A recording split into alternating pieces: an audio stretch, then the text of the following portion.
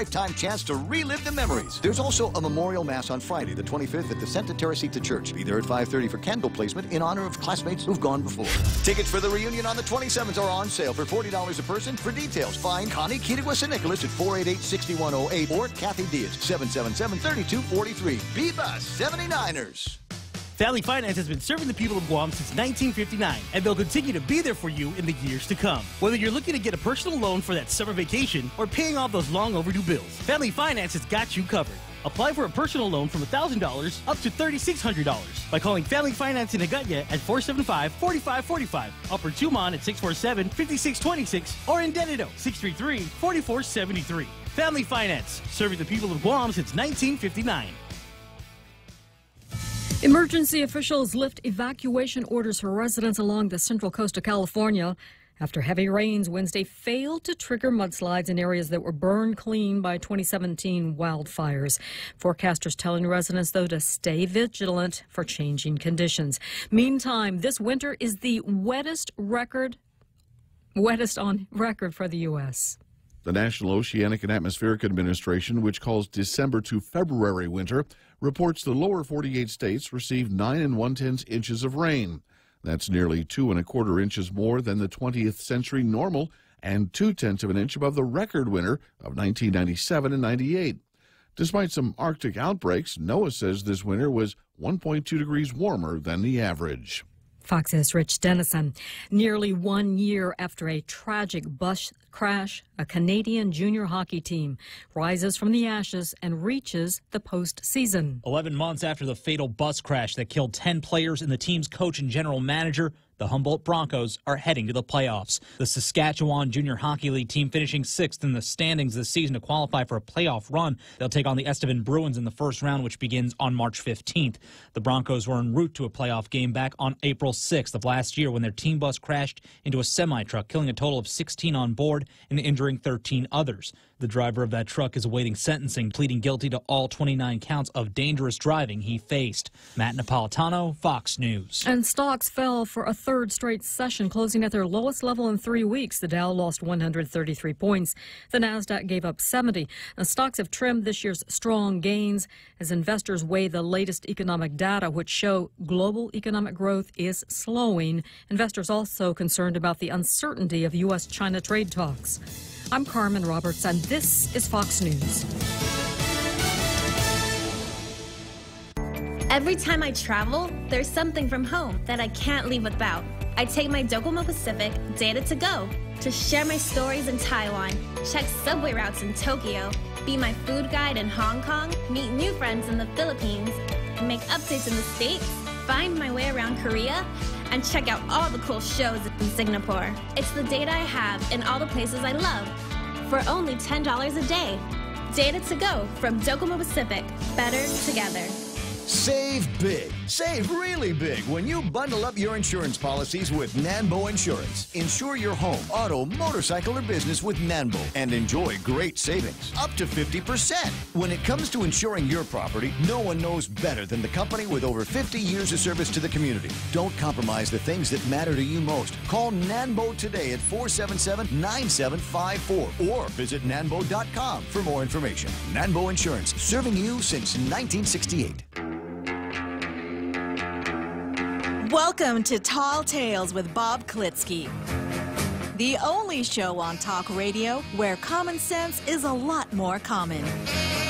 Phone lines are now open at 888-TALK. That's 888-8255.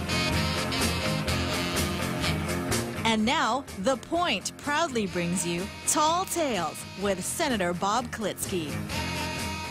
A well-regulated militia being necessary to the security of a free state, the right of the people to keep and bear arms shall not be infringed. Second Amendment, United States Constitution. We kick off the program with that reading every day as an indication that we take constitutional rights very seriously here on Tall Tales, and that we believe in the security of a free state. I usually have some anecdotes, stories, comments, etc. to make about the Second Amendment and its acceptance or lack thereof in the 50 states, territories, etc., that constitute our great nation.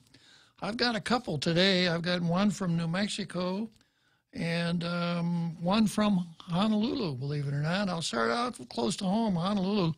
There's a publication called the Civil Beat. That's a website and a newsletter service. It's really pretty insightful. And there's a Guam connection because one of the reporters for Civil Beat, well, one of the former reporters for Civil Beat used to actually made his bones right here on the island. He's now with the WAPO. His name is Gene Park. You may remember him as a reporter for the daily newspapers, etc. When he was here, he was everywhere. He covered everything, etc. To the point that I renamed him, instead of Gene, I called him Eugene. And the U stood for ubiquitous because he was everywhere. So after Gene Park, also known as Ubiquitous Gene, left Guam, his first off-island gig was with Honolulu Civil Beat, and he's now with the Washington Post. Fortunately, from the stuff that he's written that I've read in the WAPO, he hasn't succumbed to the leftist virus that seems to infect that newspaper. The second connection is a young lady named Hofschneider, who is a reporter for the Post, and she was out here for about a month to cover the Anthony Apparon matter. She's still with the Civil Beat and writes some pretty insightful pieces herself, the last of which was a 3-part series on Micronesians in Hawaii. So with no further ado, I'm going to read this piece from the Civil Beat that appeared this morning. It says, "Let's get real about responsible gun owners." And it's sort of autobiographical. This past weekend, I had the opportunity to take part in a handgun and revolver course sponsored by Lessons in Firearm Education, an NRA-affiliated organization. Now, it's amazing that, you wouldn't be able to put something like this on Facebook because the Facebook censors would see the letters NRA and say, this is obviously hate speech. We can't put it on Facebook. But anyhow, the writer goes on to say, "Well, I've supported the Second Amendment since I was in 6th grade. I'm a believer that you don't need to own a gun or even haven't shot a gun to support the Second Amendment." A sentiment that certainly is embraced here on Tall Tales. You don't have to be a gunner to support the constitutional right to keep arms, to support that part of the Constitution. The writer then goes on to describe parts of the gun safety course in some detail. And the writer is a Corey Lum of Civil Beat. The writer then goes on to say, "It is noteworthy that those who are the least knowledgeable of firearms are often the most adamant about restricting an individual's right to bear arms.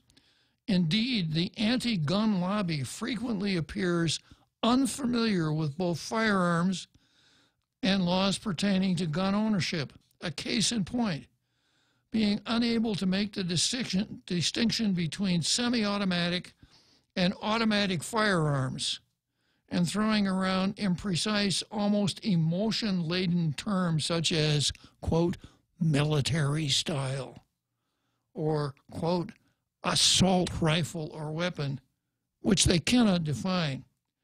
And this is just as true for legislators as it is for anti-gun advocates. I think most people can agree that it's at least important to have some basic understanding of a topic you wish to legislate about." Well, I don't know about that one. Does that apply to the Guam legislature? I don't know, sir. She says, "I think most people can agree that it's at least important to have some basic understanding of a topic you wish to legislate about." We'll get to that in Zemi-Cotney when we start talking about the statute or the bill that passed unanimously, which would be called the GRMC Friendliness Act of 2019, where it appeared that a basic bit of understanding was completely lacking in the adoption of that bill. But it is indeed a noble sentiment. It is at least important to have some basic understanding of a topic you wish to legislate about. I don't know.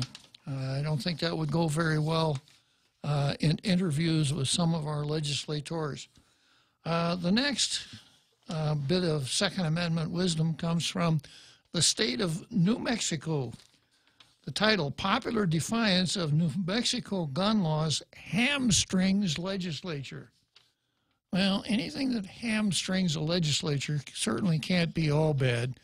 As the quote attributed to Mark Twain reads, the life, liberty, and property of the citizens of this state are in danger whenever the legislature is in session. So if we can hamstring it, maybe that's not so bad. Here's the article. Ever since New Mexico decided to push for more gun control, namely universal background checks, there have been sheriffs in the state who are standing defiant. They have vowed not to enforce the laws being proposed, issuing a warning to lawmakers. Of course, lawmakers have opted to ignore those warnings. I've said from the start that a law that is unenforced is a law that doesn't exist except as words on a page. It seems that others share that opinion. And going on, Michelle Lujan Griffin, the governor of New Mexico, said that rogue sheriffs referred to them as rogue sheriffs throwing a childish pity party. That's probably not the sort of language likely to win over the rebellious, largely rural residents to whom county officials are catering. Confrontations in other states, including Colorado, Washington, and even New York, resulted in kneecapping of intrusive firearms restrictions and comprehensive background checks and laws in Colorado, Delaware, and Washington produced an increase in such checks only in Delaware. Researchers from the University of California, Davis reported. Some people will follow the law simply because it's the law, but the truth is that all laws come with the threat of being used. Someone has to enforce those laws, otherwise they're just stern suggestions. If law enforcement refuses to enforce those laws, people are free to ignore said laws until the cows come home. I guess we saw an example of that yesterday when we were talking about littering. If the mayors say, well, we're too important to do that, there probably isn't much of a downside risk in throwing your trash alongside the roads in the villages.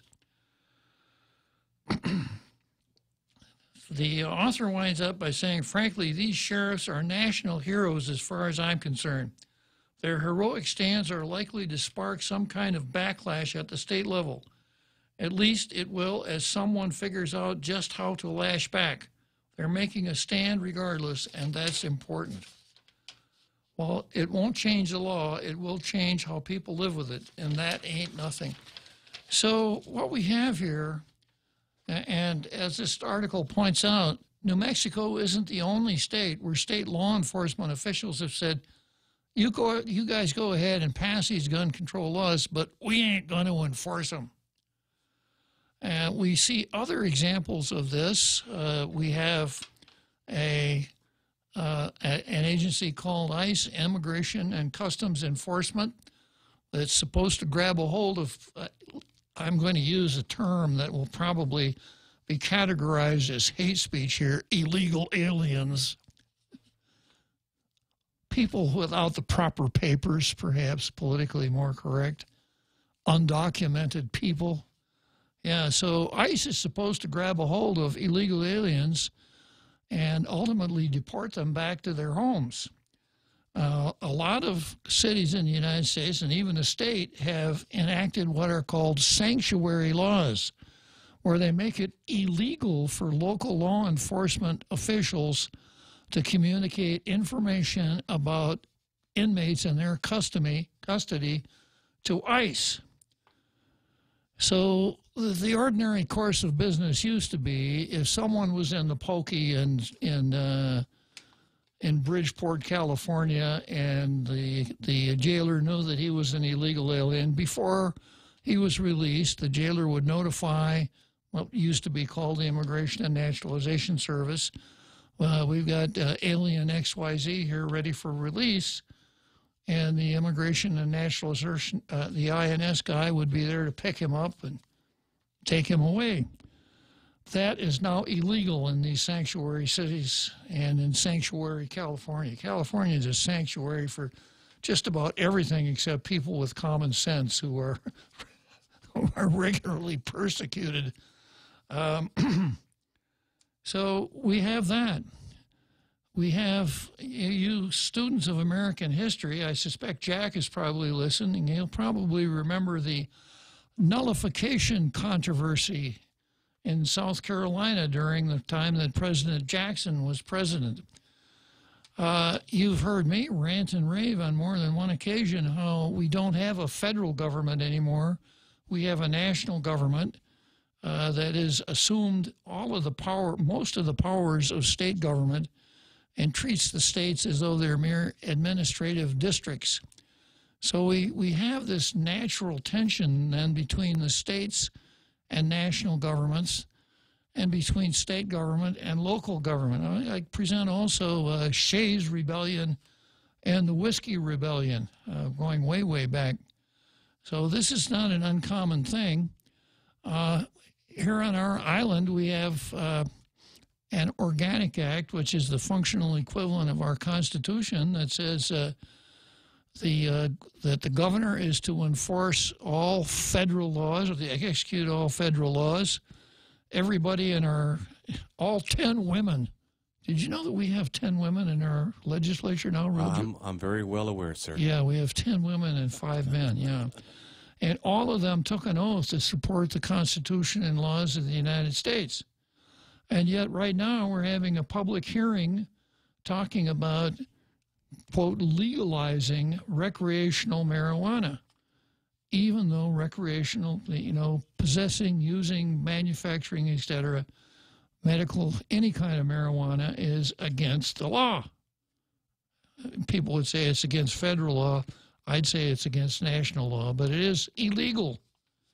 And the fact that it is illegal perhaps creates a window of opportunity for people who would not have a window of opportunity were it not the case. Because if marijuana were not illegal, then I suspect big pharma, big tobacco, and big alcohol would be in it right up to their armpits, and there wouldn't be much room for the local entrepreneur to make any money off either marijuana or cannabis, either one.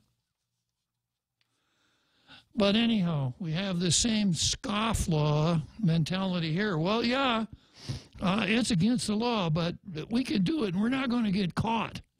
So let's enact this law, and we'll tax it, and we'll make more money for our government to use. And it's really, it's really a wonderful substance. We thought penicillin was great when penicillin was it's nothing compared to medicinal marijuana, which is good for everything from rampant dandruff to fallen arches and everything in between. So there is this dichotomy, and then you can't really talk about not following the law that's properly enacted by democratic organs of a country that holds itself out as a democracy. And the word is the dreaded A word, anarchy. Where is the borderline between civil protest and anarchy? And I suppose I would say, well, it kind of depends on the issue. But it's a dangerous path to go down, to start not obeying a law because you think it's bad law, or because you have a better idea, or because you disagree with it, or you think that the people in the state capital or the territorial capital are a bunch of idiots, etc. It's a dangerous path to go down. And it causes potentially some cognitive dissonance in people who think they understand where they stand politically. I'm a federalist. A federalist meaning I believe in a federal system where we have quasi-sovereign states who have ceded some authority to a central government, but retain most of the governmental authority, especially on local matters, to themselves. So when it comes to marijuana, I figure the national government shouldn't have a dog in that fight at all. Because it's not within the constitutional powers of the national government to regulate drugs. When it comes to interstate commerce, if it's really interstate commerce, that's a different story. So if the Congress wanted to pass laws that dealt with the transmission of marijuana from one state to another, yeah, that's within their power. Other than that, it should be a matter of local law. That's federalism. So in a sense, states and territories that thumb their nose at the national law, I say, well, at least there are some people here that understand what federalism is all about. On the other hand, I know some of my conservative friends who have similar thoughts about federalism as mine would say, this thing about sanctuary cities, those people should be prosecuted, for not cooperating with the federal government. And my retort to that is, well, sometimes federalism takes you to strange places. And it's not part of the United States Constitution that says a state government has to cooperate, close quote, with federal law enforcement authorities. I think there's a good case to be made that state governments can't impede such enforcements, but that's kind of the flip side of federalism. If you are a federalist, then you would want to see most of the authority in local matters dealing with the people vested in state governments, not in a national government. So that's it for the Second Amendment for today. We are still very pro-Second Amendment here on Tall Tales, even though I take this opportunity from time to time to poke fun at Mr. Justice Antonin Scalia and the necessity for that he should have taken a remedial reading course before he ascended to the bench of the Supreme Court. And had he been a better reader, he might have seen the word militia in the Second Amendment. But that was then, this is now. So we turn from there to, what do we call the next part of the program, Real Joe? Zemi i Kutney. Press the meat.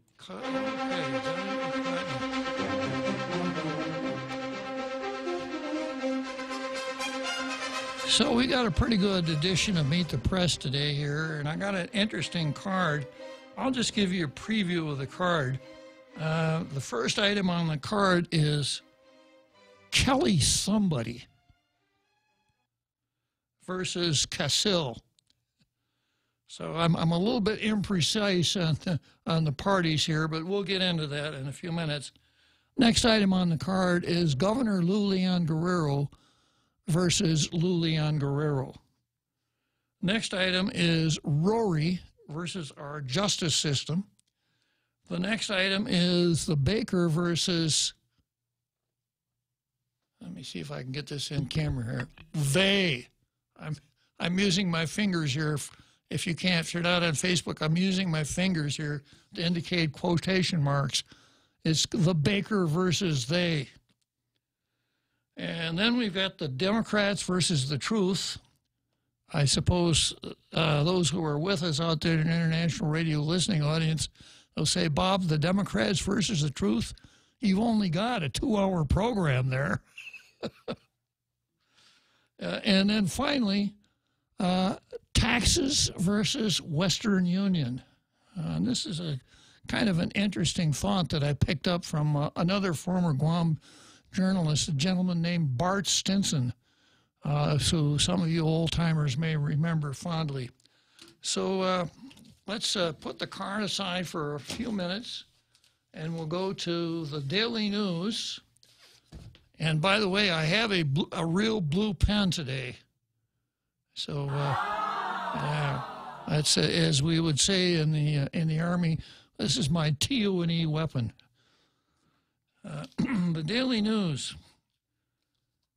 Here's the title of the editorial. Grass fires in southern Guam on Tuesday highlight the need for all residents to take necessary steps to prevent these blazes from endangering lives and property.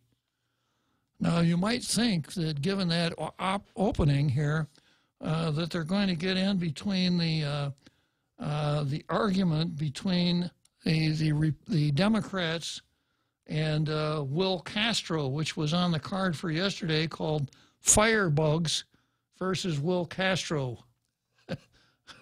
I didn't get to it yesterday, but maybe today. So this editorial goes to some lengths talking about wildfires on Guam. Reckless behavior can endanger the lives of people as well as threaten their homes and property. I never thought of that. And whenever the Guam Fire Department, military fire departments, and other emergency personnel respond, it puts the firefighters and other first responders in precarious situations. Residents must recognize these very real consequences to their actions. And then there are some helpful suggestions like clear the area around your home of any excess vegetation and brush, excluding trees and natural shrubbery. Never throw a lit cigarette from your vehicle.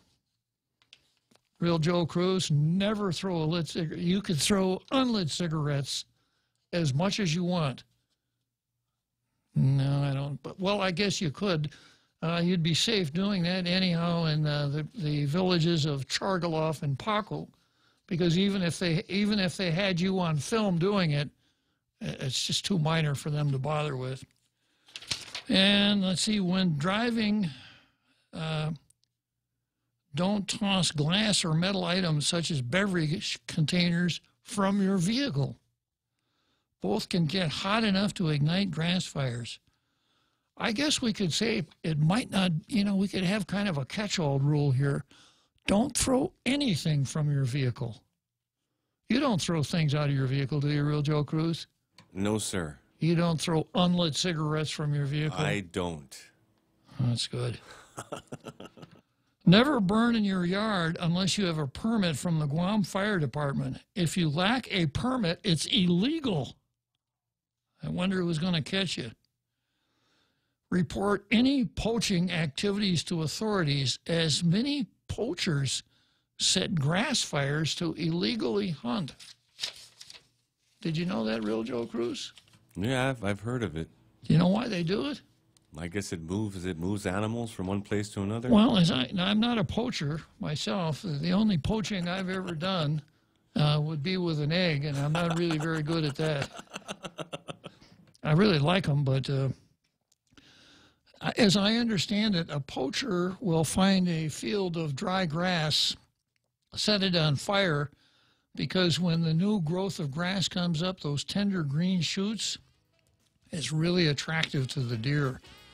So you wait until that grass comes up and you get out there with your rifle, and it's going to be good deer hunting.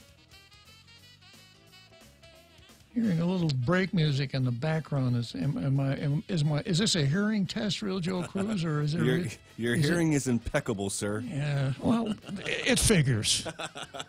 Thank you, Real Joe Cruz. So we'll take a short break, and then we'll come back to the editorial in the Daily Post. Shrimp and guacamole for Lent at Subway. The all-new shrimp and guacamole combines generous portions of whole shrimp and a spread of guacamole served on freshly baked bread, paired with vegetables cut fresh daily in restaurants and sauces that are sure to excite your taste buds. Hurry in, it's only available for a limited time. Other fresh Lenten flavors include the classic tuna or the mouth-watering greatness of our seafood sensation. Don't forget the Veggie Max, a delicious and tasty vegetarian patty. Visit any of our convenient locations today. At Subway, you make it what you want. People in the Millennial and Generation Z categories are reshaping the workplace, and that includes here in Guam. What does that mean for Gen X and the baby boomers? A lot. I'm Jerry Roberts, and at 7:20 a.m. on The Ray Gibson Show, we'll talk about how the generational winds are blowing and how to take advantage of that. You can find daily transcripts of The Extra Point at guamtraining.com. Brought to you by Guahan Insurance Services and First Hawaiian Bank on 93.3 The Point.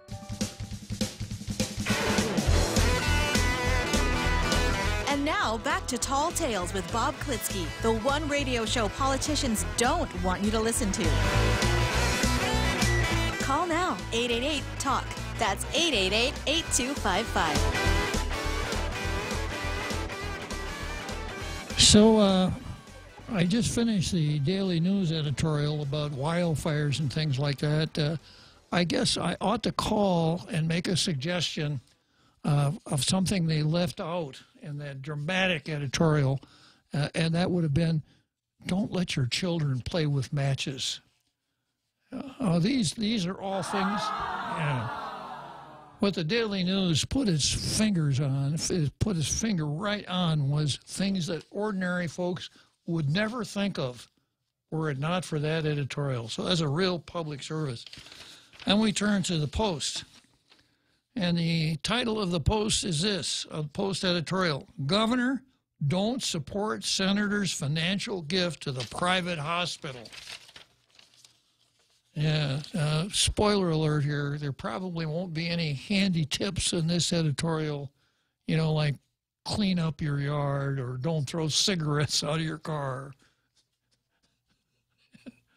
So, speaking to reporters last Tuesday, Governor Lilian Guerrero candidly said she intends to sign the contentious Bill 30-35 into law. Bill 30 would require the government of Guam to provide its employees and retirees and their dependents with more expensive care at Guam Regional Medical City, a private hospital owned by various Philippine-based investors.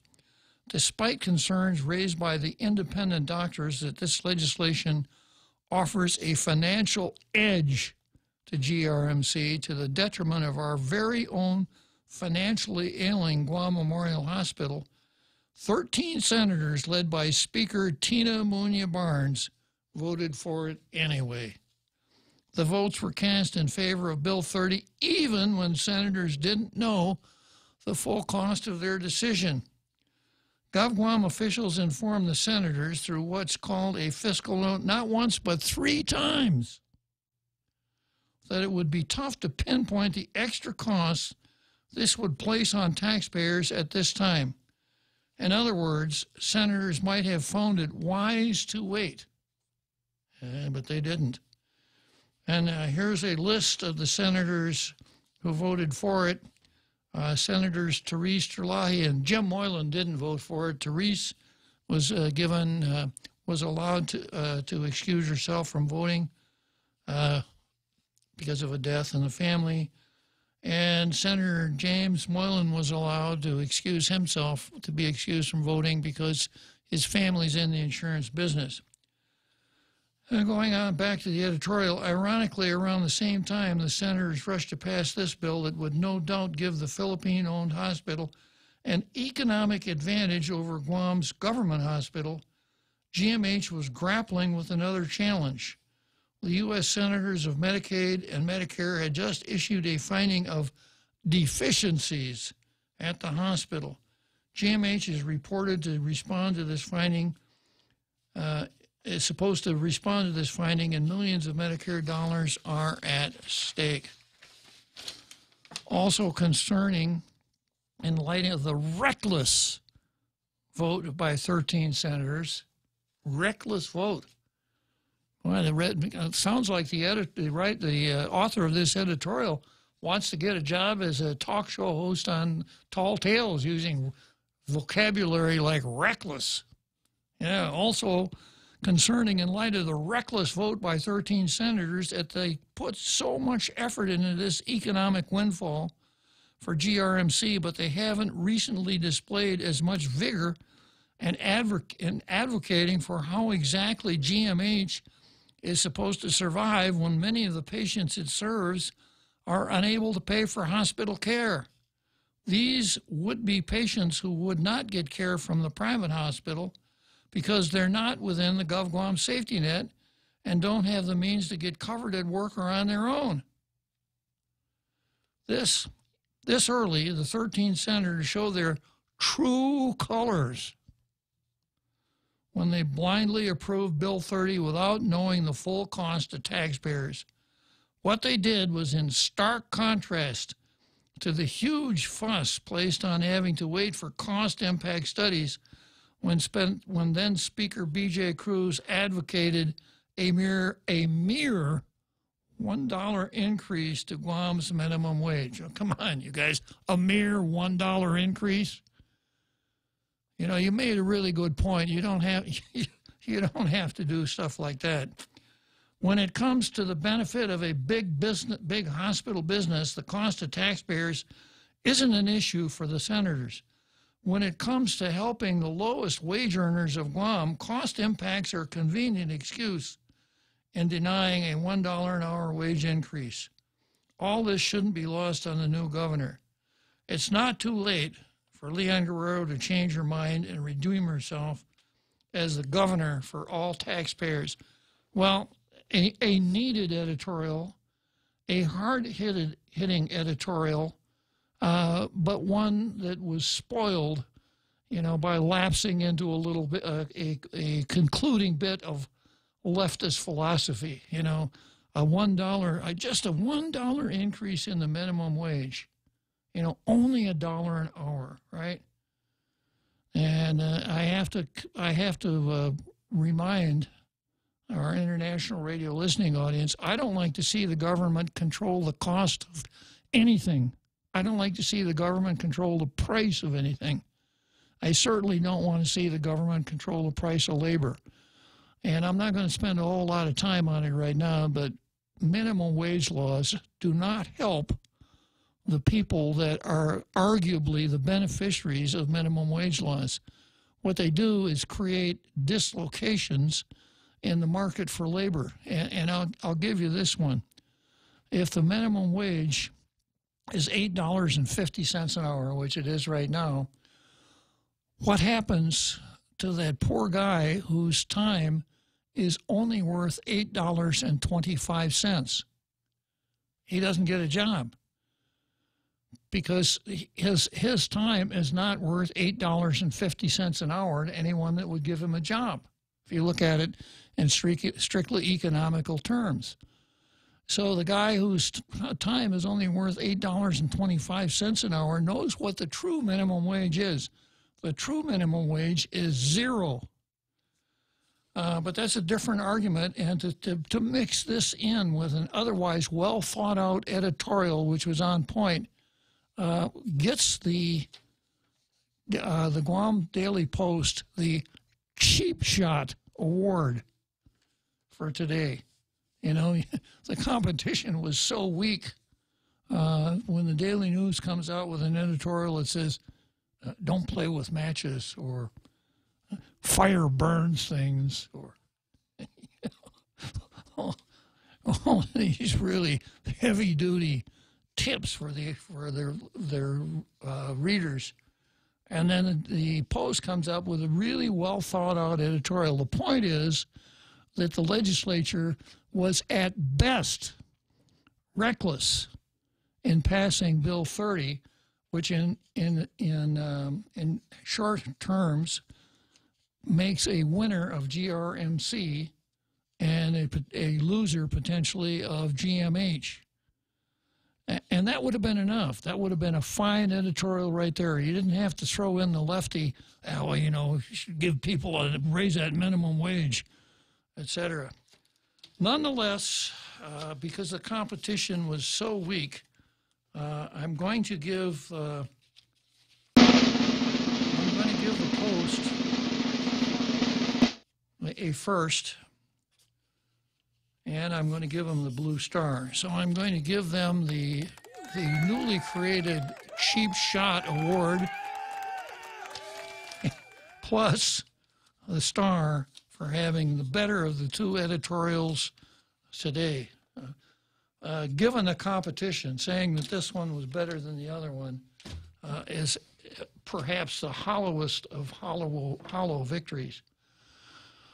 Okay, so I got about, 10 more minutes, 8 more minutes to the next break, Real Joe Cruz? Yes, sir. Okay, so I'm going to go from here to the card, and I'm going to announce now that we do have a couple special features on the card. One of the special features is called Our Planet is Not Fragile.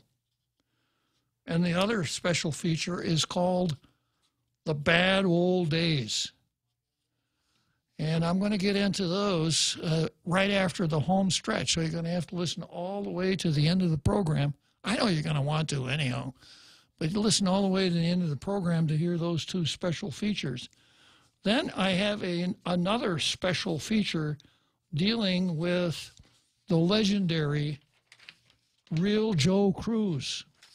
And we saw earlier this year, before I left on my vacation, we saw Real Joe Cruz as the mimic, broadening his range by doing his Yogi Berra imitations.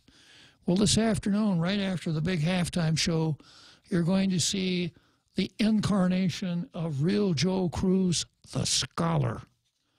So as exciting as a halftime show is, I think you'll find the scholar, Real Joe Cruz, even more exciting. And Real Joe Cruz says, I have Daryl. Is this the Daryl Taggarty? I believe so, sir. It sounds exactly like him. All right. So, caller, the Real Joe Cruz said you sound just like Daryl Taggarty. I must. How do you explain this? I do a really, really good imitation. Oh, okay. Well, that's the value of being able to do a Daryl Taggarty imitation increased exponentially over the last several days since the Real Joe Daryl Taggarty did a gig on Tall Tales. You might be able to take that one on the nightclub circuit, Daryl. Well, I really appreciate you being back, not just because I have my afternoons, but because I enjoy your wit. My wit or half-wit? Yeah. But anyhow. Well, it's fun to listen to you, and so welcome back. I'm just so happy that you're there, and I get to listen to you this time. Okay. And so I was doing my level best to do what you would have done if you were here. Okay. Well, you set your standards really high, Daryl. I'll give you that. Well, I knew I wasn't going to be able to meet it, but at least I could give it the good old college try. Okay, good. Yeah, I was pretty rough on the Post for having taken that position against the bill, Bill 30, before, because I just didn't think that it mattered all that much. There's some other kind of a game going on here, and I don't think it meets the eye. Something's going on. But if we didn't have GRMC, we'd have to build it. We'd have to go out and try to find somebody to build a hospital that would do the things that GMH doesn't do. And that's why we were sending people off island for years. And so it didn't matter that FHP and GRMC were in a tussle, business tussle and they were trying to get people on their side. And the government of Guam needed to pass a bill anyway to have a level playing field for the upcoming negotiations. This benefit year they rolled over because of this issue of not having the same qualifications required of everybody. Well, the reason that it rolled over is because Take Care brought suit. If you'll remember, that's the reason it rolled over, because Take Care was able to throw a monkey wrench into the works that caused the current contracts to roll over. Yeah, there was no time to resolve the question before the new year was going to begin, so they just rolled it over. But a lot of people don't remember that. And I think even the Post doesn't remember that. Probably not. And so here's the legislature saying, we don't want to get into this summer with the same stuff, loaded down with the same shortcomings on our discussions. So, but I'm glad you're there and listening to your wisdom and learning from you. And I was going to call in yesterday, but there were a lot of people calling to welcome you back. So I thought I'd wait until a quiet moment today. Well, most considerate of you, Daryl. I really appreciate your kind words. Well, back to the show. I can't wait to hear what you got to say next. Okay. Thank you, Daryl. Sure. Okay. See you later. Okay. Daryl Taggarty, the temporary host of Tall Tales up until yesterday. It's either Daryl Taggarty or someone who does a really good imitation of Daryl Taggarty's voice. Either way. It could be the real Daryl Taggarty. It is the real Daryl Taggarty. Okay, so I guess from now on, we won't know the identity of a person unless the words "the real" appear in front of his name, right, Real Joe Cruz? Okay. So the first item here on the card, I guess it's the same subject, is Kelly Somebody versus Casil. And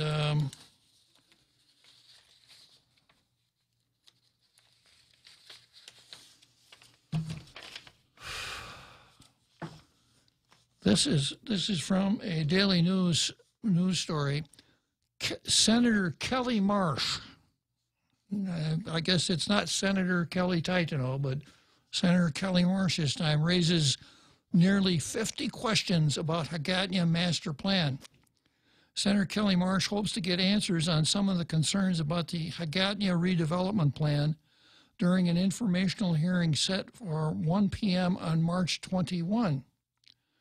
The latest master plan to revitalize Hagåtña drew nearly 50 specific questions from Kelly Marsh, who believes the plan needs further scrutiny before being presented to the governor for approval and transmittal to the legislature.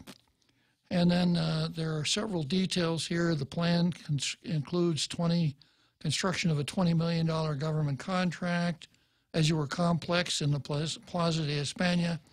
GovGuam needs to raise $5 million more to begin construction.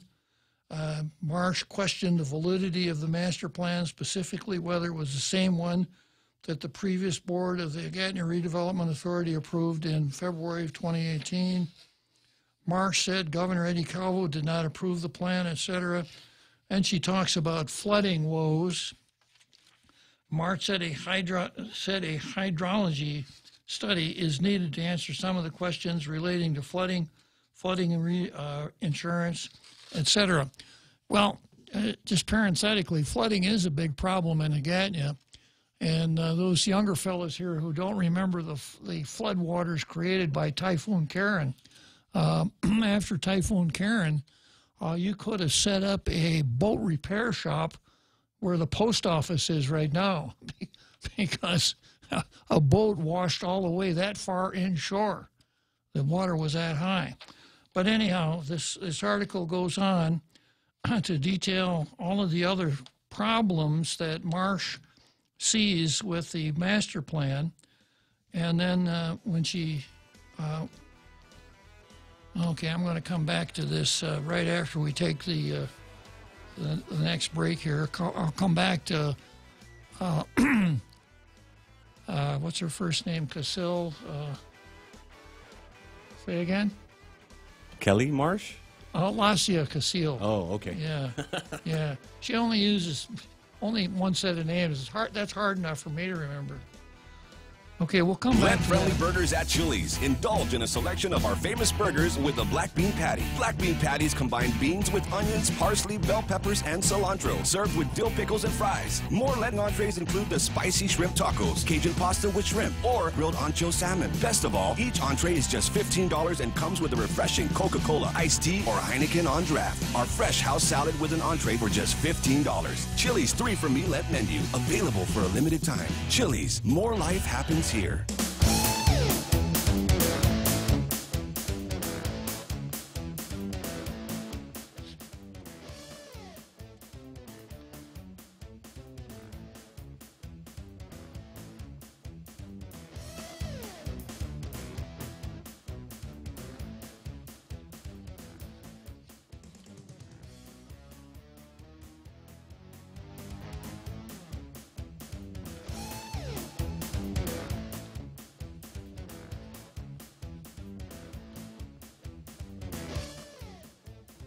So here we are, back again to this item on the card, Kelly somebody versus Lassia Casil.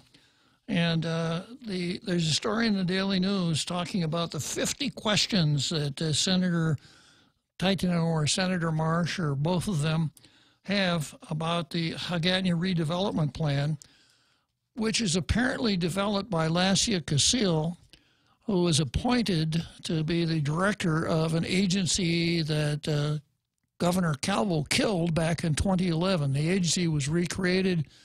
Casil was appointed a director. The story that I'm reading here said that there's supposed to be a board governing the affairs of the agency, and there are only 3 members on the board, not enough for a quorum.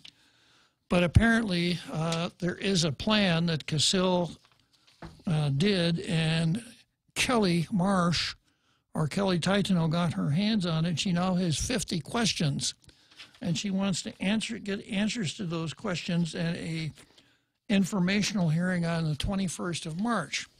Well, that being the case, what is this news story about? It didn't arise from a public hearing. So why did this story appear in the paper? Did Kelly Marsh go fishing and line up a reporter to do this interview so she could start beating the drum about this redevelopment plan that apparently she doesn't like?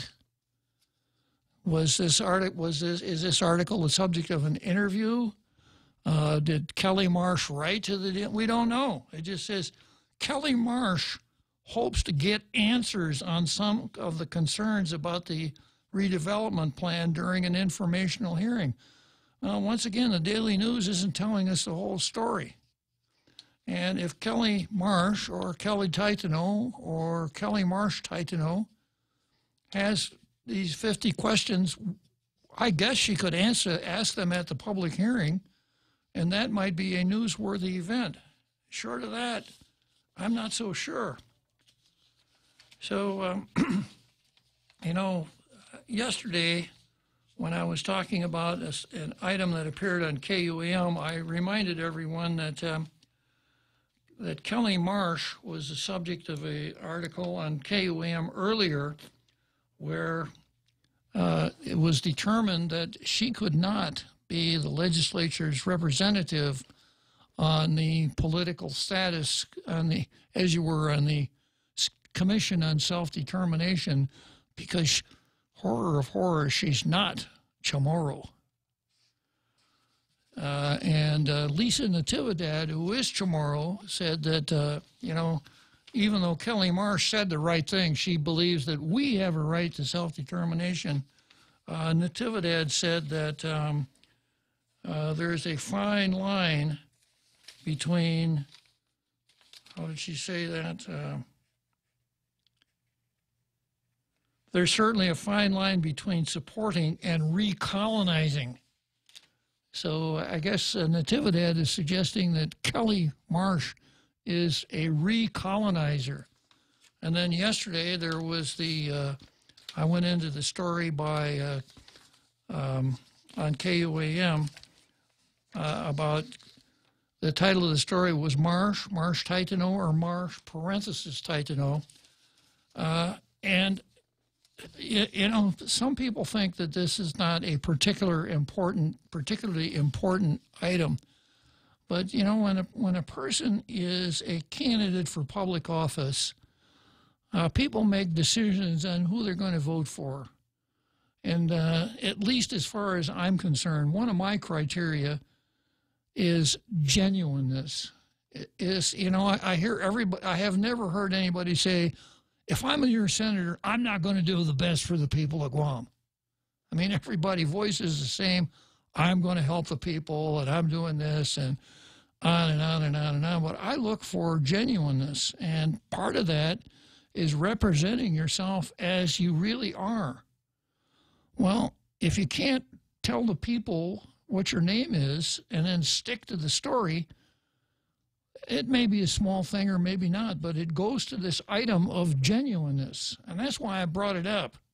And that's why I'm bringing it up today. And that's why I think it's interesting that if I take this article at face value, what it amounts to is Kelly Marsh picking a fight with Lassia Casil. Now, if Lassia Casil is really in charge of the Agatna Redevelopment Authority, then it's up to her to develop the plan, and it's up to her to get approval at the legislature. I don't think it's the job of a senator to take a role in directing what that plan should or should not include until the matter is properly before the legislature. Now, the Kelly Titano Marsh thing, and this, they may be completely unconnected incidences, they may be coincidences, or maybe not. But here on Tall Tales, you know, people a lot of times tell me they really like Tall Tales because I ask the questions that they want to ask, but, you know, I didn't want to ask that question. It's kind of thing that maybe people wouldn't like it. So that's one of the things we do, and that's something that kind of plays on my mind here. Yesterday, at the end of the program, I found that there was actually a Kelly Mafia operative here on Guam, because I was somewhat critical of Kelly Marsh Titano, or Kelly Titano Marsh, or whoever she is. And a caller named Kelly called up and criticized me roundly about that. And I had to say, well, you know, you Kellys, I guess, are just sticking together. So I guess I got to be really careful. We don't have anybody named Kelly working here at the Point, do we? I don't believe so, sir. Oh, okay, safe so far. I got the big halftime show coming up. I've got Mo Atgidun hanging on here. I've got the halftime show coming up, and then I've got the special feature dealing with the scholar Joe Cruz, and then we'll get to you then, Mo. If you wanted to hang up and call back after that, fine. I really like to see you hanging on, though. I take a certain amount of comfort from seeing your name here on my call board. So, big halftime show coming up.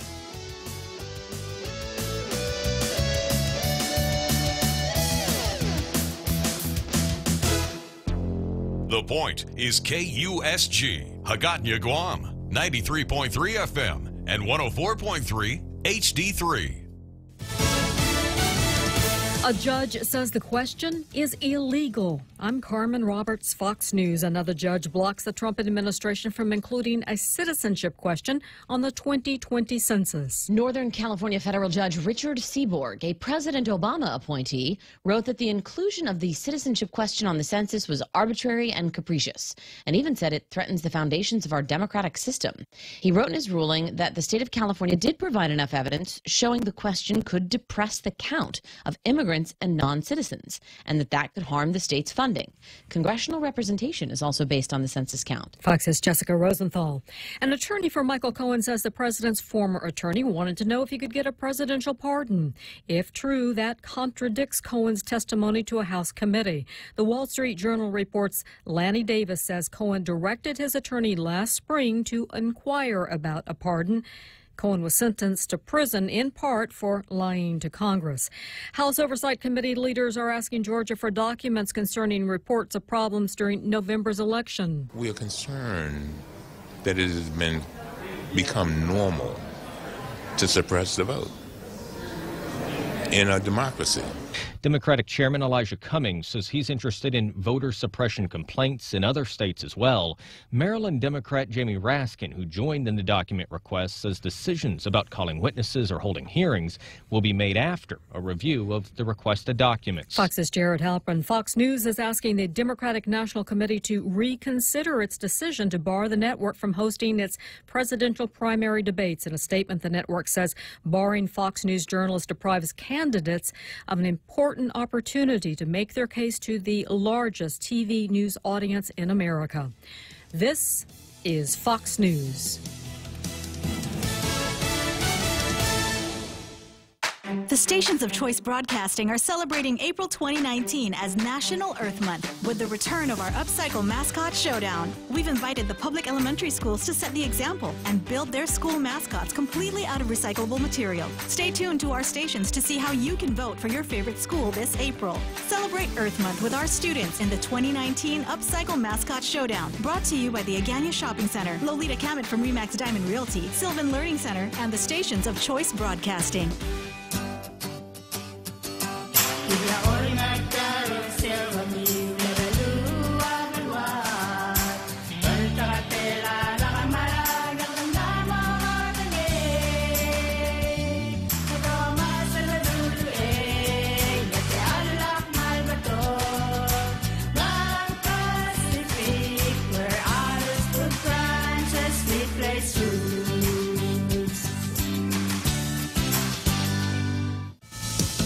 Longtime Jeopardy host Alex Trebek reveals some tough personal news. Alex Trebek revealed in a video that he has stage 4 pancreatic cancer, stating in the over 1 minute video that he didn't want inaccurate reporting to mislead anyone. He wanted to present the fans the facts, saying normally the prognosis is not good. I'm going to fight this, and I'm going to keep working, and with the love and support of my family and friends, and with the help of your prayers also, I plan to beat the low survival rate statistics for this disease. Trebek ended the video on a humorous note, saying the reason he has to fight this is under the terms of my contract, I have to host Jeopardy for 3 more years, adding, and we'll win. Michelle Polino, Fox News. Deputies in Los Angeles are asking for the public's help in identifying a girl whose body was found this week stuffed inside a duffel bag on a hiking trail. These are the hardest cases to handle, anything involving a child. This is very sad.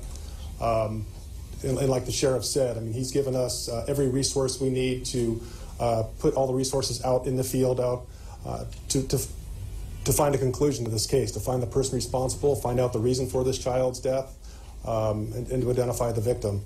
Lieutenant Scott Hoagland says it appears the girl was between 8 and 13 years old and was wearing a pink Future Princess Hero t-shirt. Chinese tech giant Huawei files a lawsuit in Texas challenging a law that labels the company as a security risk and would reduce its access to the American market for the telecom equipment. And that announcement comes as Huawei fights U.S. efforts to persuade allies to bar the company from supplying next-generation telecom network equipment. And LeBron James passes basketball great Michael Jordan on the NBA's career scoring list. James now number 4. I'm Carmen Roberts. This is Fox News. Save big. Save really big when you bundle up your insurance policies with Nanbo Insurance. Insure your home, auto, motorcycle, or business with Nanbo and enjoy great savings, up to 50%. When it comes to insuring your property, no one knows better than the company with over 50 years of service to the community. Don't compromise the things that matter to you most. Call Nanbo today at 477-9754 or visit nanbo.com for more information. Nanbo Insurance, serving you since 1968. Friendly burgers at Chili's. Indulge in a selection of our famous burgers with a black bean patty. Black bean patties combine beans with onions, parsley, bell peppers, and cilantro. Served with dill pickles and fries. More Latin entrees include the spicy shrimp tacos, Cajun pasta with shrimp, or grilled ancho salmon. Best of all, each entree is just $15 and comes with a refreshing Coca-Cola, iced tea, or Heineken on draft. Our fresh house salad with an entree for just $15. Chili's 3 for Me Let menu. Available for a limited time. Chili's. More life happens here.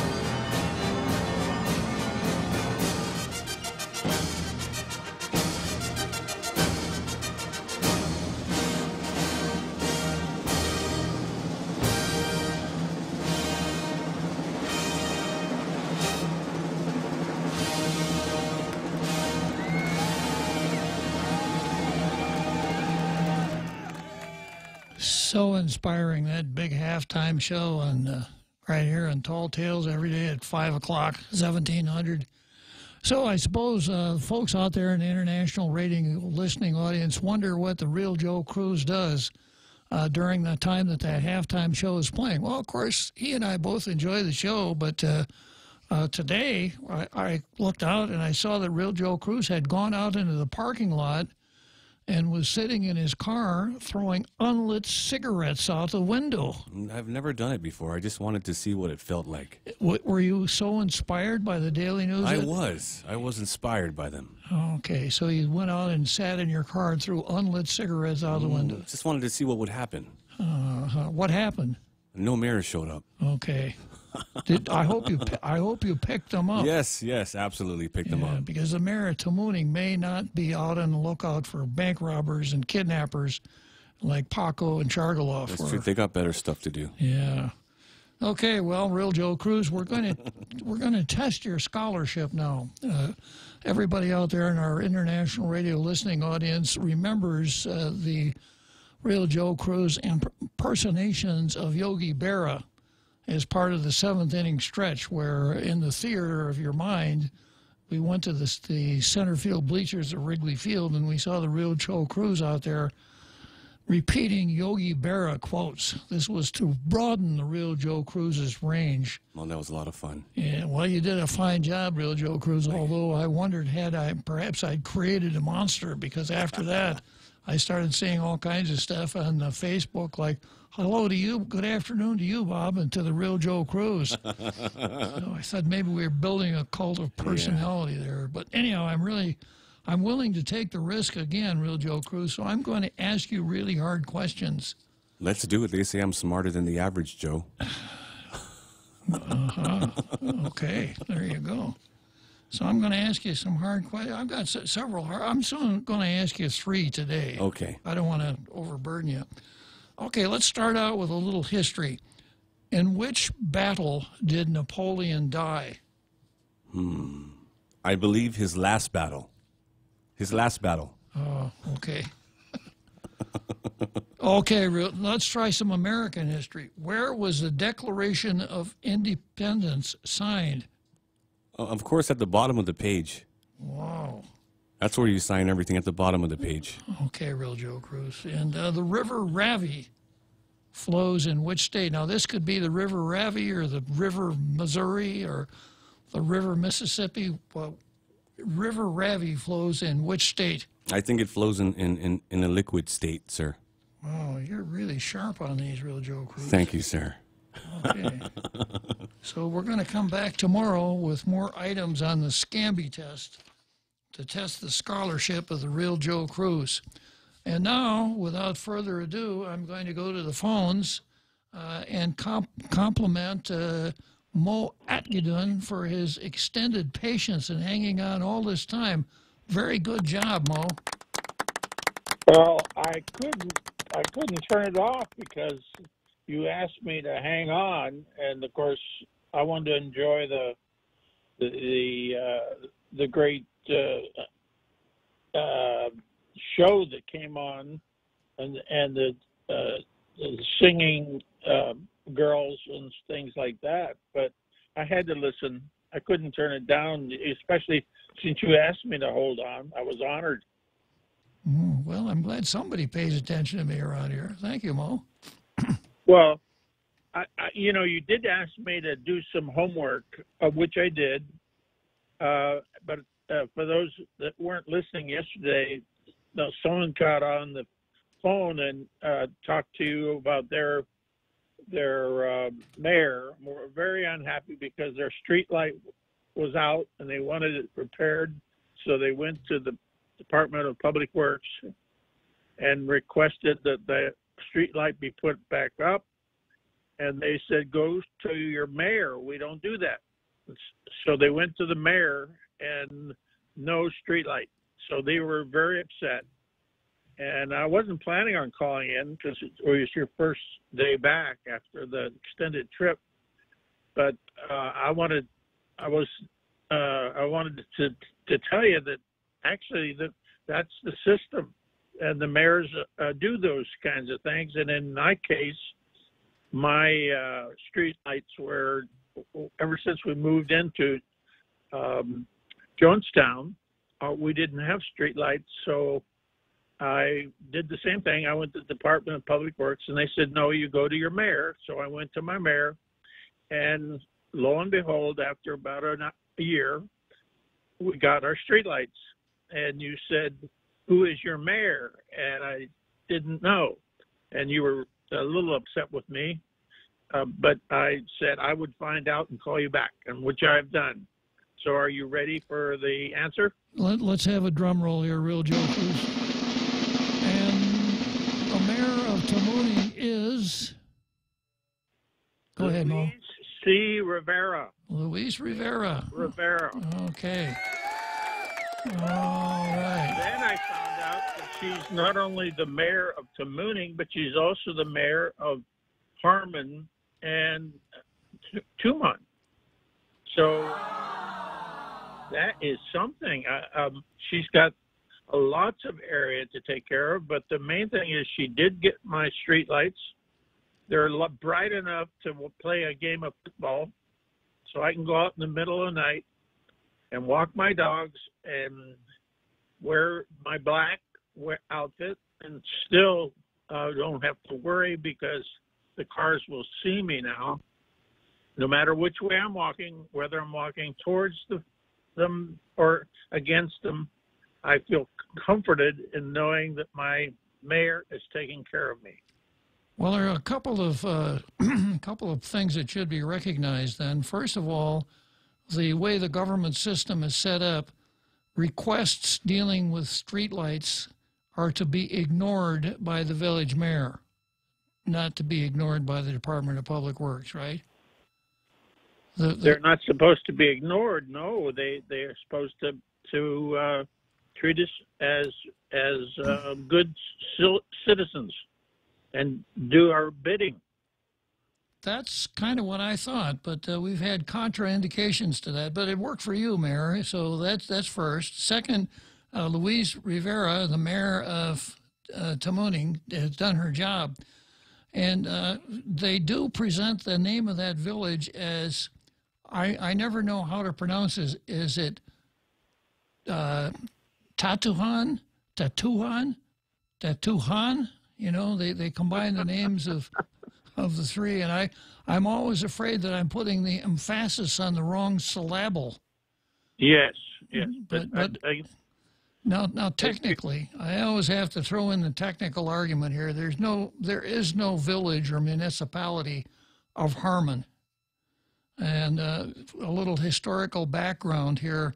The area we call Harmon right now used to be called Harmon Field, because that was an Army Air Force base, and that was the main street to Tokyo. That's where some of the B-52s took off for Tokyo. And what now passes for the main street of Harmon is what's left over of the runway of Harmon Field. So we used to call that area Harmon Field. Harmon Village, on the other hand, was out near Two Lovers Point, and that was the remnants of an old military housing unit composed entirely of rickety wooden houses, which is used for teacher housing up until, I don't know, about 1970. So if there's a Harmon Village, that's where it was. So when we hear the term Harmon Village as a misnomer, I guess it's okay, because people understand when they talk about Harmon, what they're talking about is that industrial area that's actually Harmon Field, right, Mo? That's exactly right. Well, when I first came here, I lived in Barragata Heights, and that was the way to come to Tamuning. You would drive through the old runway and enjoy the sights that way and come straight into Tamuning. But we no longer have to do that because they built a road that comes through. And I no longer live in Barragata Heights, so I don't have to worry too much about that. But it's a great history lesson you've given us again. I appreciate it. And one other thing about Harmon Field, for a long time, there was nothing there. There wasn't a single store or building or anything else, just that runway. And it's where kids used to go to drag race. And people used to go and so they could drive a car 70 miles an hour instead of working with our speed limits here. But anyhow, to wrap this up, Mo, I'm really glad you got your streetlights. I take a certain amount of comfort from knowing that you are safe when you're out walking around at night because your streets are well lit. And I'm truly gratified that you paid attention to 2 of my requests. You found the answer to my question and you hung on for a long, long time. So many thanks, Mo. Okay. Well, I don't think it cost me too much, so I was happy to do it. And I was listening to the wonderful halftime show. So please go on with your show. I didn't want to take too much time, just letting you know that I now know who the mayor is. And I actually went in, by the way, and congratulated her. She wasn't there in her office, but I left a message, and I said, I bet you don't get a lot of people that come in and say they're happy, because that generally doesn't happen. It just goes to show you the power. Real estate. Just goes to show you the power of tall tales, Mo.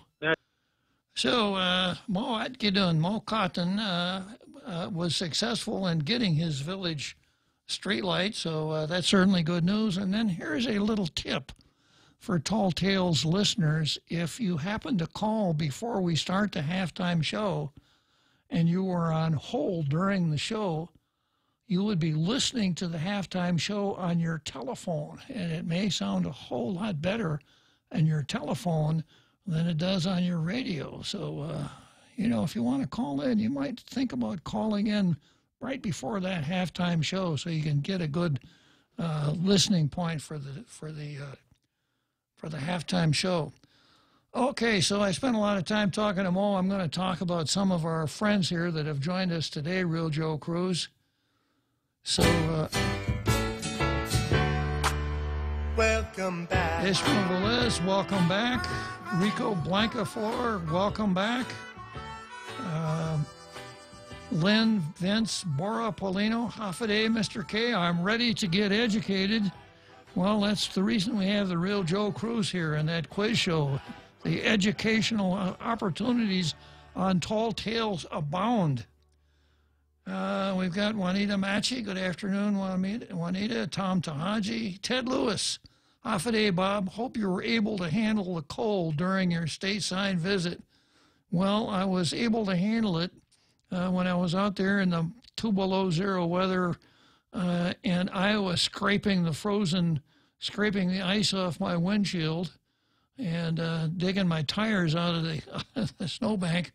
I had a mantra that I repeated to remind me that I wouldn't be stuck with this forever. I kept saying under my breath, Guam is good. Guam is good. Guam is good. Ken Leon Guerrero. The administration and senators used the same argument, talking about a 2-penny increase on a cup of coffee to justify the GRT increase. Yeah, I remember that, Ken. Albert Eliason chimes in with a Semper Fi, and Semper Fi, Albert. And then Albert goes on to say, I think Kelly Marsh made reference to flooding due to climate change, although I haven't seen any increase in the sea level locally other than storm surges since I got here in '62, just prior to Karen. So Albert probably remembers what I'm talking about when I mentioned the boat traffic in downtown Agana after that typhoon. Then we have Randy Bear, a new member of the Tall Tales posse. And here's what Randy Bear says. I'm smarter than the average bear. So just as you're smarter than the average Joe, you've got competition from Randy Bear. Mandy Sweets asks, who's Yogi? Yogi Berra. And Jose Martinez has a question for you here. He's adding to the list of questions. See if you can deal with this one. Jose Martinez asks, who's buried in Grant's tomb? Probably Grant. Good call. Good call. I have one for you, too. Which came first, World War I or World War II? The first one? Yeah. Real Joe Cruz, you got a mind like a steel trap. Then Mandy Sweet says, he's sounding different. And then Mandy Sweet says, you have two guests, or am I that sleep deprived? I don't know. Randy Bear, shh, Mandy, drum roll, please. And Mandy Sweets, don't you shush me, Randy. So we've got Randy Bear versus Mandy Sweets. I'll add that to the card tomorrow. Then Mandy Sweets, I'm looking for someone to do my bidding. Any takers? Randy Bear. Mandy, do you have something to bid on? Jose Martinez comes in. I live in Momato. Momato, Mong Mong, Mighty Toto, Momato. Hi, Momato-san. Yeah. Watashi wa Nihongo wa wakarimasen, Momato. Mandy Sweets, the boot should tell you need to know, Randy. Randy Bear, I bet $1 for that. It would be 99 cents too much. And they go on. Mandy finally comes up with something that makes a lot of sense here. Mandy says, love your hair, Bob. Flattery will get you everywhere with me, okay? And then Elmore Mo Cotton, Harmon and Tupon. And that's the end of the welcome session here for today. So let's go back here to the card. I think I'm pretty much finished up with Kelly Titano Marsh, and the Kelly Mafia. I just hope the Kelly Mafia doesn't make me an offer I can't refuse. And then the next item on the card here is, I'm going to skip ahead a little bit. I'm going to Rory versus our justice system. And there's an article in today's Daily News, 2 cases against fired Port Authority of Guam employees sent back to the Civil Service Commission. 2 fired Port Authority of Guam employees will have their cases sent back to the Civil Service Commission after a local judge signed an order on Wednesday. Now, the story doesn't tell us which cases they were. Superior Court Judge Vernon Parris signed orders to send cases for Francine Rocio and Leon Guerrero back to the Civil Service Commission in light of a recent Supreme Court of Guam ruling in another case. In the Supreme Court of Guam case, another fired employee, Josette Havalosa, lost her appeal after justices ruled the Civil Service Commission didn't apply the proper standard of proof when it voted to give her job back. Havalosa was a former program coordinator fired in December 2012 for allegedly backdating a document related to workers' compensation benefits for former port marketing manager Bernadette Stern-Mano. The port stated the benefits were illegal, and Havalosa's actions amounted to criminal misconduct, although Havalosa never was charged with any crime.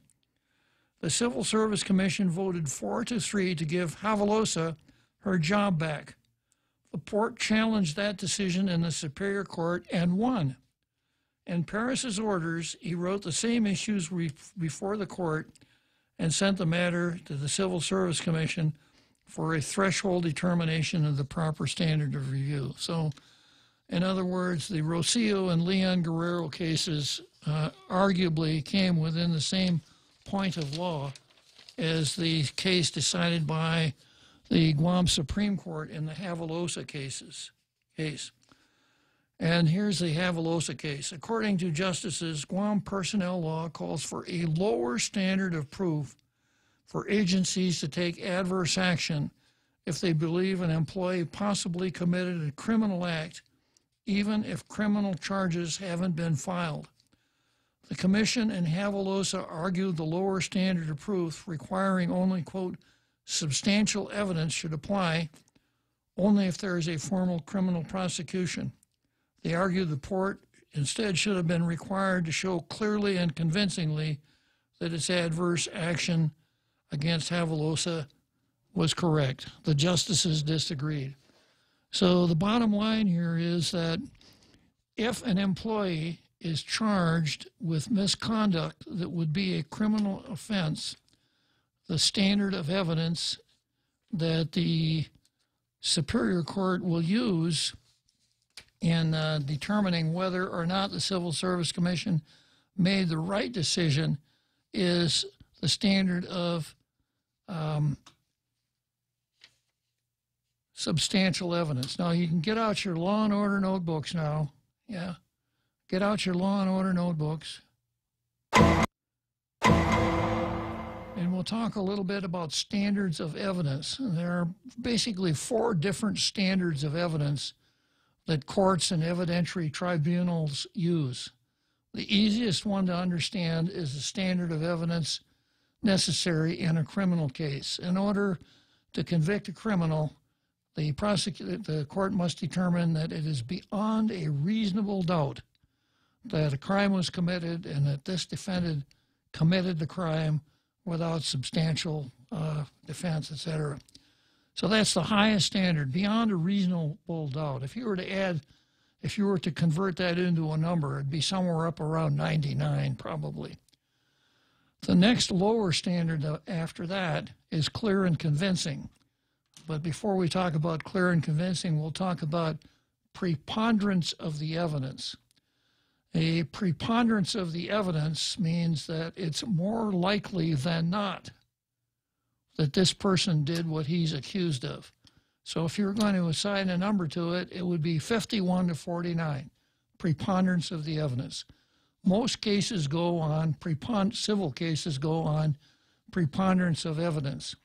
Now, between the preponderance of the evidence and the beyond a reasonable doubt standard is the clear and convincing standard, which is necessary in some kinds of civil cases. And that probably has a numerical value somewhere up in the 70s. Clear and convincing evidence means the kind of evidence that leaves little doubt in the mind of the decider. And then the lowest standard of all is substantial evidence. And substantial evidence means the kind of evidence that a person would use in making ordinary daily decisions.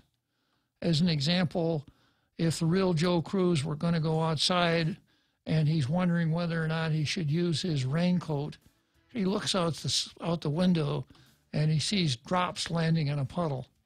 He figures, I better put on my raincoat.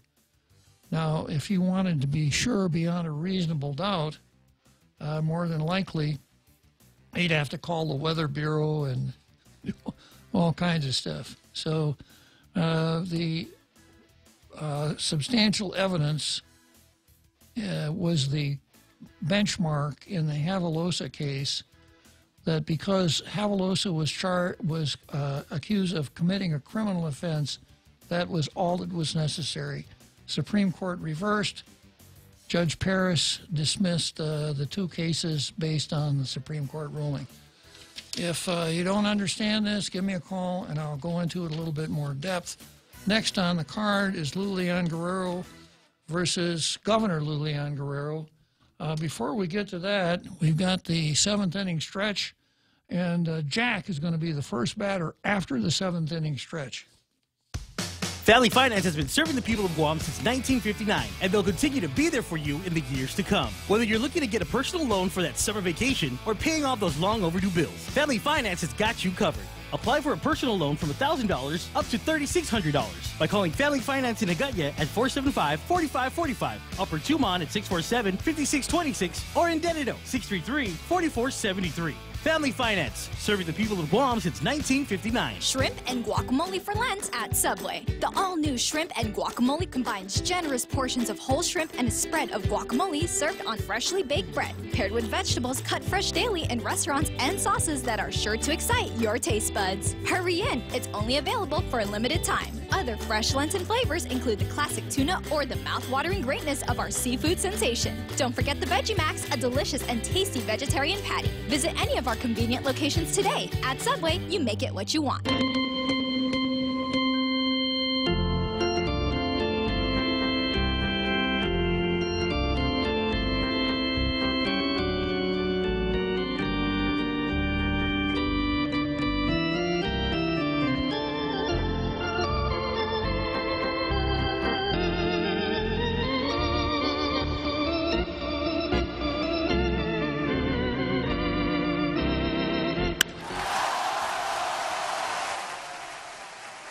So there's a long, hard hit ball to the center field, towards center field. Jack is racing back.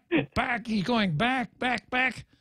He caught it over his shoulder, pivoted, and threw out the runner who couldn't tag up at second base. What a great play by Jack. Congratulations, Jack. Well, 1919 World Series. That's okay. What. I can tell that you're wearing your black socks today, Jack. I caught in because I heard you mention Kelly Marsh and the problems that they're presenting about being in charge of the self-determination. Do you remember Leland Bettis? I remember him as the director of the executive director of the Self-Determination Commission. Yes. Yeah. So I think the only thing tomorrow about that guy was Kelly when he ate at the fiesta. So I don't think being in Chamorro is really a qualifying factor. Well, it's in the statute, Jack. Oh, it is? In order to be a member of the commission, you must be Chamorro, yeah. I didn't see that. I must have slipped that in somewhere down the line. But another thing that you mentioned in the lines of Senator Marsh is about the Agania redevelopment. Yes. I think we should call it what it is. I mean, we're talking about gentrification of Agania, or Hagania. And, for me, I don't see a problem with it. I think maybe some people might have. What do you think? Well, the old saying is the devil is in the details. It depends on what it is that we're talking about when we're talking about the redevelopment of Agania.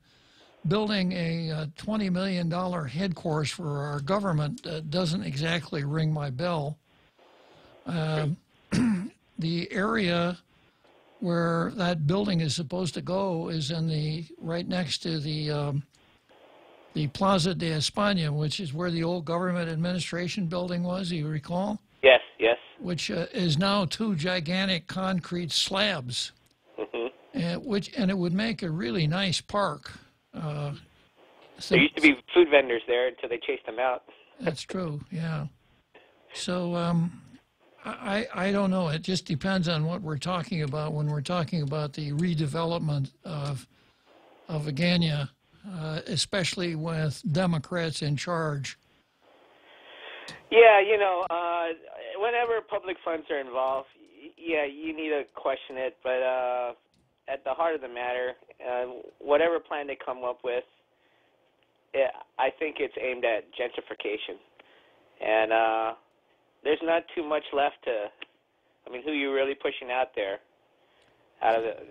Who are you? The population is so small that you're not going to displace too many people other than maybe street people.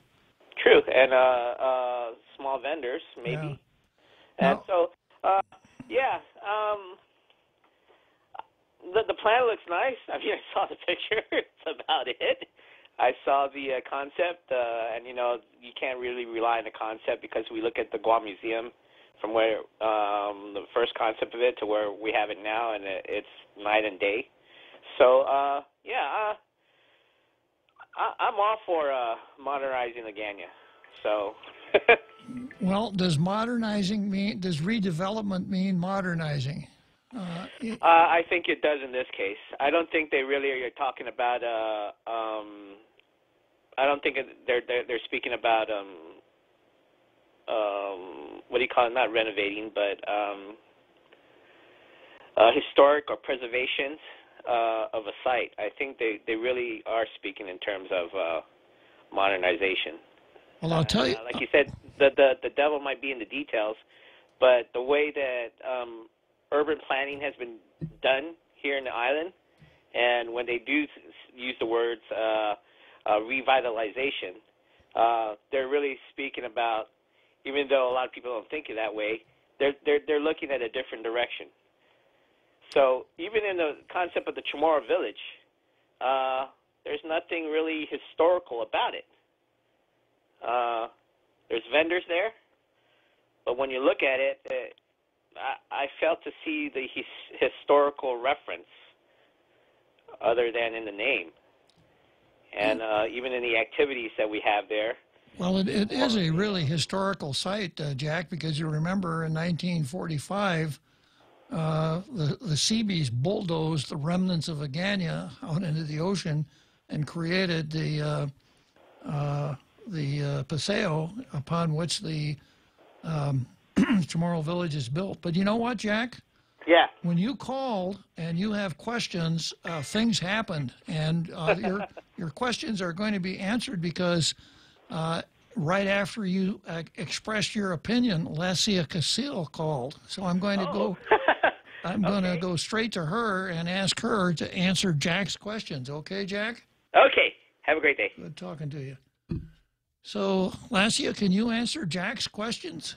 Half day, sir. Yes. So I kind of caught the tail end there, a couple of his questions. I'm driving currently, but I turned on the radio and heard him talking about it.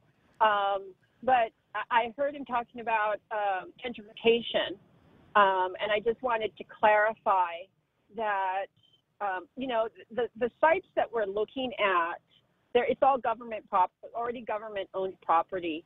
One of the goals that the master plan,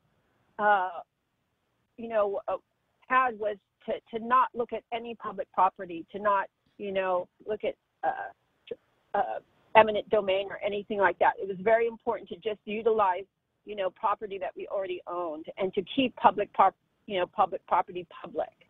And one of the ways that we're going to, our goal is to help preserve and promote Hagatna and try to bring back, the barrios and the culture and the walking trail. We engaged with the Guam Preservation Trust, to help us in designing the palace. They actually commissioned that study, and they took the designs from a very specific time when the palace was originally built. So there's been a lot of thought that's gone into the master plan. So I didn't hear any other questions he had. Can you? I think you pretty well covered it. I have a question though that I didn't get that I didn't know how to ask, so I'm going to bounce it off you. Okay. Okay. There is the Agania River, and by the way, it's not the Hagatna River; it's the Agania River. And I was wondering if there are any plans to do something with the Agania River. I know that we can't duplicate what San Antonio did with its river, but it would seem that something might be done with the Agania River. Is that part of the plan? Well, I hope. So the priority with the Hagatna River right now is to conduct a feasibility study that will determine, the type of flooding and what needs to be done to mitigate any possible flooding. Once that study is finished, then we can determine, what the direction is. But part of the proposal of the master plan, suggests maybe doing a river walk over there. Exactly. Yeah, it would be really beautiful for people to be able to walk along the river. And that river goes all the way back behind the Agana Shopping Center, actually. Goes all the way into the swamp, yeah. Yeah. It goes all the way back in there, and the river walk could also connect with the sports area, where the pool is. There's some ideas going on around. Well, good. The feasibility study is the priority to see what can be done. Without that study, it really affects the flood insurance and development. Understood. Well, when the time comes, when you finish the feasibility study and you're working on the Riverwalk, et cetera, you can include in your plan the fact that a Riverwalk has been endorsed by Tall Tales. Oh, thank you so much. That should make it, approval should be a slam dunk with that kind of an endorsement. Well, when we have the public hearings, I hope that you'll be there supporting it. If the Riverwalk is there, I'll be there. Thank you, sir. Okay, thanks for calling. Any other questions, please let me know. We're a transparent agency. We're here to educate the public. I'm open to any question. Okay, well, thanks for calling Tall Tales, Lassia. Thank you. Have a great day. So long. The power of Jack. When Jack calls, there are responses. Okay, well, an interesting subject, the revitalization of Agana. I remember talking quite a long time ago with some people who were engaged in that. I don't remember the details, but one of the things that they were talking about was moving the jail out of downtown Agana. And I don't think that's a good idea. Yeah, I think you could perhaps make the jail look a little bit more presentable than it looks, and that wouldn't take much. But from the correction standpoint, one of the most risky things that jail officials, prisoner officials do is move people out of confinement. So the building a jail up in Manilo is not a good thing at all. The jail should be very close, to the courthouse, and the only people that should be in the jail are pretrial detainees, and they should all be there. So maybe it's not pretty, but every town that I've ever been to of any size had a jail. And the typical American model is if it's a county seat, you build the courthouse smack dab in the middle of town, and the jail is part of the courthouse. So that's my 2 cents worth. I don't want to see the jail move, but I do want to see a Riverwalk. I suspect that all of these things will fall into place as soon as the public becomes aware that the Tall Tales endorsement goes with it. Okay, so got about, 4 minutes here to the home stretch. So the next item on the card is Lou Leon Guerrero versus Governor Lou Leon Guerrero, and this is based on Tuesday's Post article by our own Kevin Kerrigan.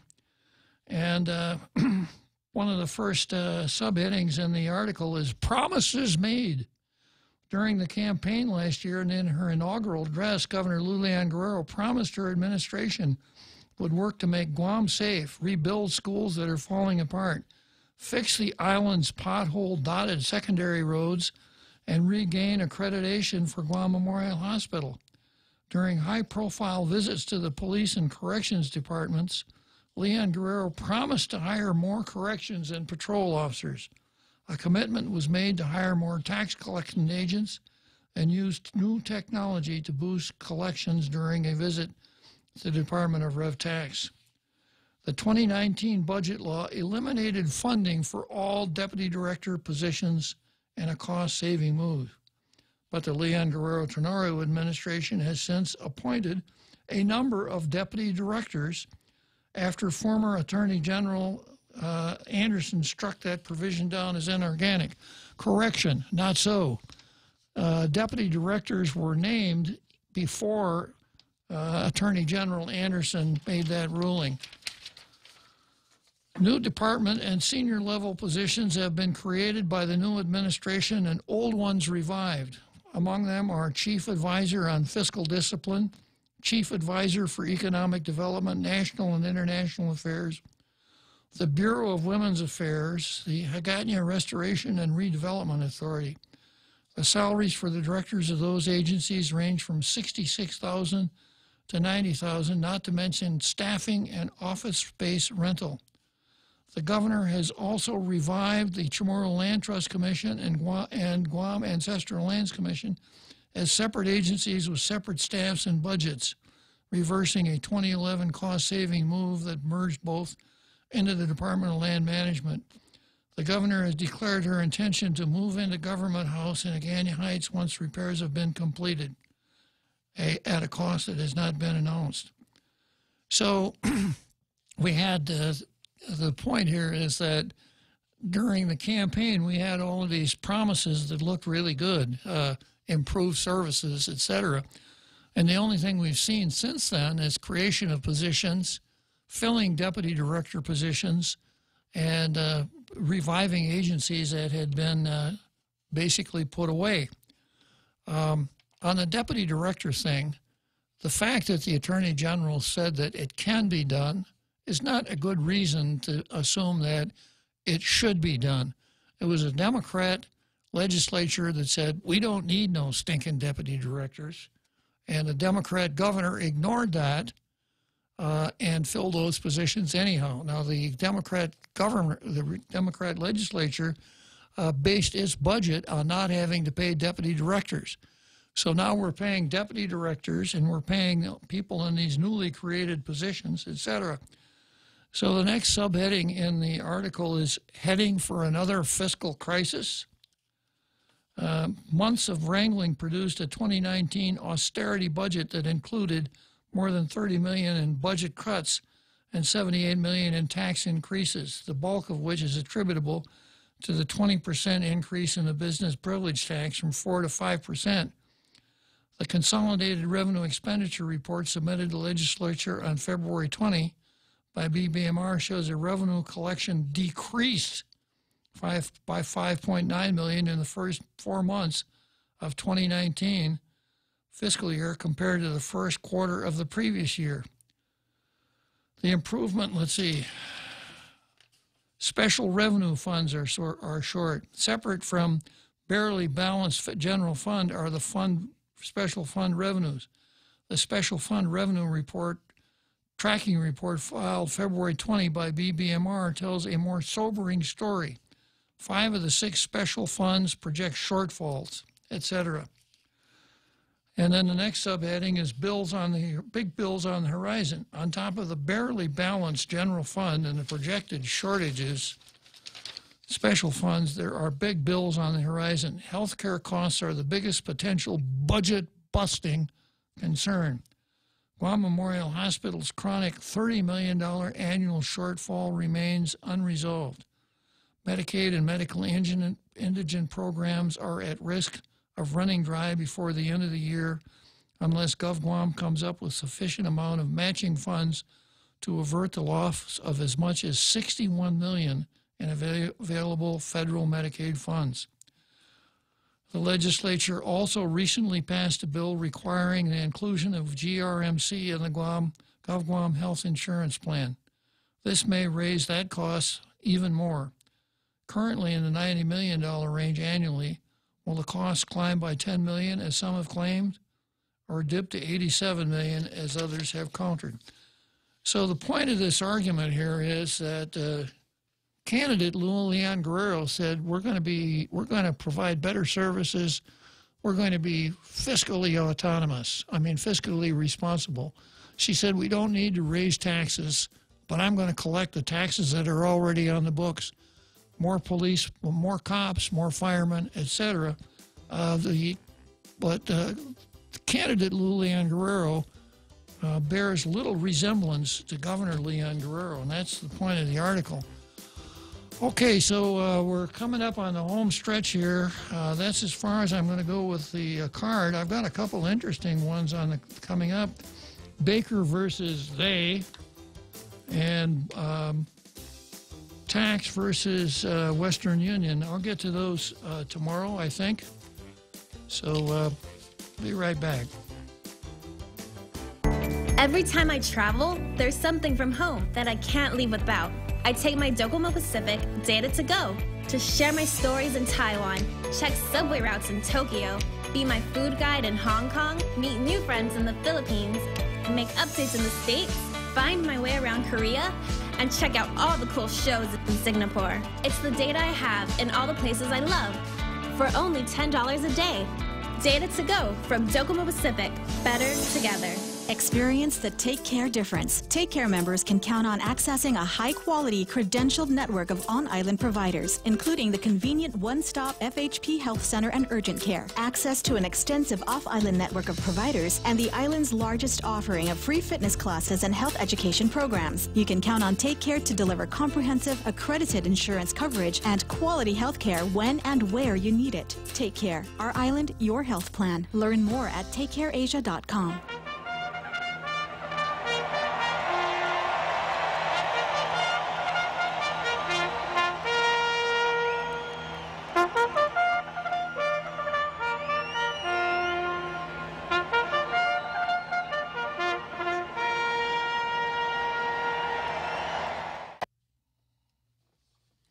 Okay, so here we are in the home stretch of Tall Tales. We got about 7 minutes to go, and I promised a couple new features. One is called Our Planet is Not Fragile. The other one is The Bad Old Days.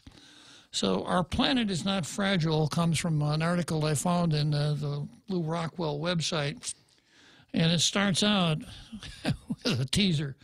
Representative Alexandria Ocasio-Cortez, also known as AOC, claims that the world is going to end in 12 years if we don't address climate change.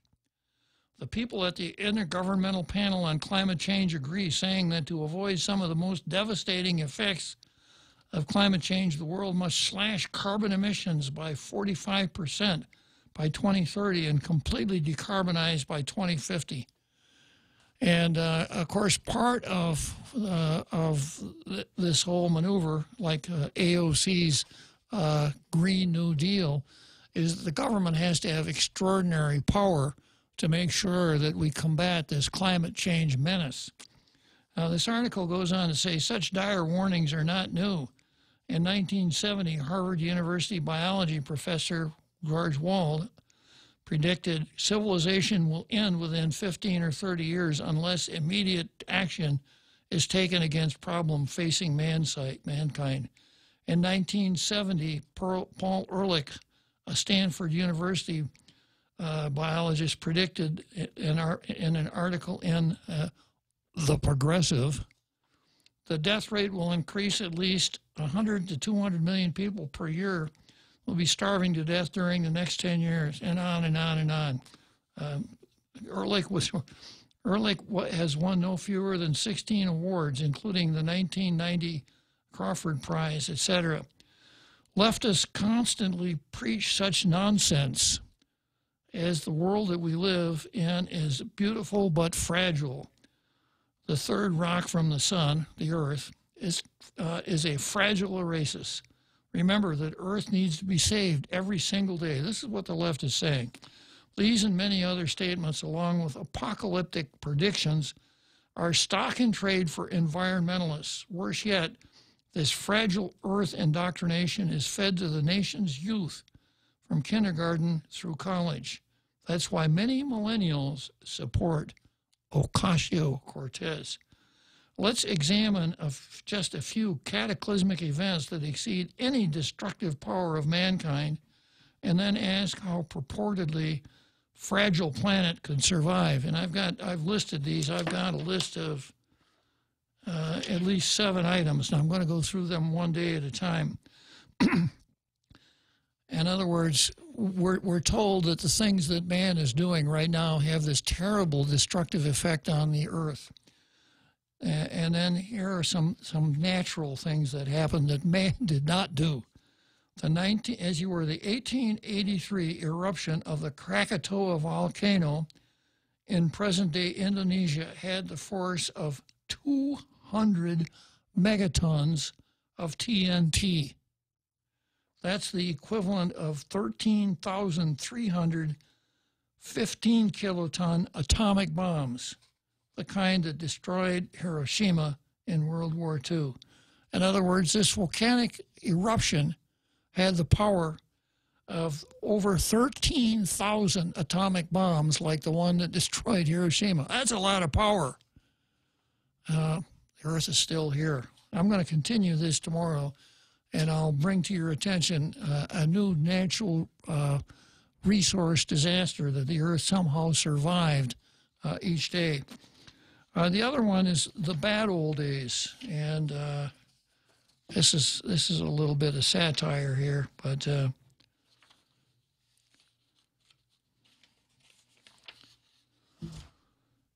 if you were born between 1925 and 1955, no matter what our kids in the new generation think about us, we are awesome. Our lives are living proof. To those born between 1925 and 1955, this is how it was. First, we survived being born to mothers who may have smoked and or drank while they were pregnant. They took aspirin, ate blue cheese dressing, tuna from a can, and didn't get tested for diabetes. Then, after that trauma, we were put to sleep on our tummies in baby cribs, covered with bright-colored, lead-based paint. We had no child-proof lids on medicine bottles, locks on doors or cabinets. And when we rode our bikes, we had baseball caps, not helmets on our heads. So that's enough about the good old days. I'll pick this up tomorrow and tell you how rough it was, again, how rough it was when I was a kid. I was born in 1938. I was born in that magical era. Okay, so thus ends the second edition of Tall Tales after the return of Bob. We'll see you tomorrow.